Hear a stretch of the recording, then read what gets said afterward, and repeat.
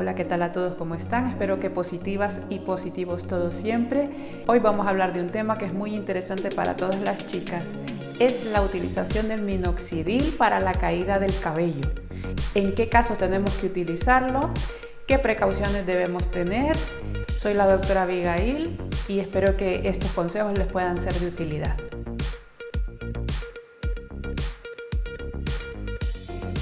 Cuando una mujer me consulta sobre la pérdida del cabello, primero tenemos que averiguar todas las causas que pueden provocar esta pérdida. En la mujer, a diferencia del hombre, muchas causas pueden ser posibles, entre ellas las causas genéticas, los factores ambientales, los factores hormonales. El estrés es un desencadenante muy habitual de una alopecia generalizada en la mujer. ¿Cuándo vamos a utilizar el minoxidil? Lo vamos a utilizar primero en unas concentraciones bajas, al 2%. ¿Por qué? Porque concentraciones más altas se han asociado a la aparición de cabello en otras zonas que no son deseables en una mujer, como en la barbilla, como en la región de la frente, como aquí en esta zona de la patilla se alarga un poquito el crecimiento del cabello, el crecimiento del vello en los brazos que se hace más grueso. Entonces realmente las mujeres pues no queremos ese crecimiento del cabello en otras zonas. Por eso empezamos minoxidil una vez por la noche, todos los días, 1 mililitro. Y si la mujer no presenta ningún crecimiento de cabello en otras zonas del cuerpo, podemos aumentar la dosis hasta 2 veces al día. ¿Qué tenemos que tener en cuenta? Primero, la paciente tiene que no presentar una insuficiencia cardíaca congestiva, algunos factores hormonales de otro tipo, que pueda tener un síndrome de ovario poliquístico, que se ve a través de las siguientes determinaciones, que en el pasado haya utilizado el minoxidil y le haya provocado aumento de cabello en otras zonas del cuerpo. En ese caso, pues no sería adecuado volverlo a empezar. Pero si es una primera vez y la persona no ha presentado o no presenta ninguno de estos antecedentes, podemos empezar la prueba con el minoxidil. Las presentaciones del minoxidil pueden ser del 2%, del 5%. El 5% se utiliza más que nada en hombres. Eso sí que hay que tenerlo claro, y tengo otro vídeo en el cual hablo sobre la utilización del minoxidil en hombres. También existe la presentación vía oral comprimidos. ¿Por qué existe esta presentación?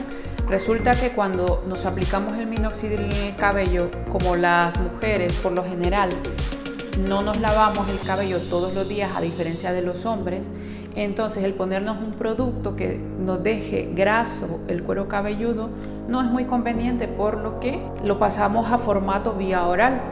Y puede ser más efectivo. Evidentemente todo fármaco que sea vía oral se absorbe de manera sistémica y va a ser mucho más efectivo. Entonces, en el caso de que una persona prefiera el formato vía oral, tiene que ser recetado por su médico especialista en medicina capilar o su médico de familia.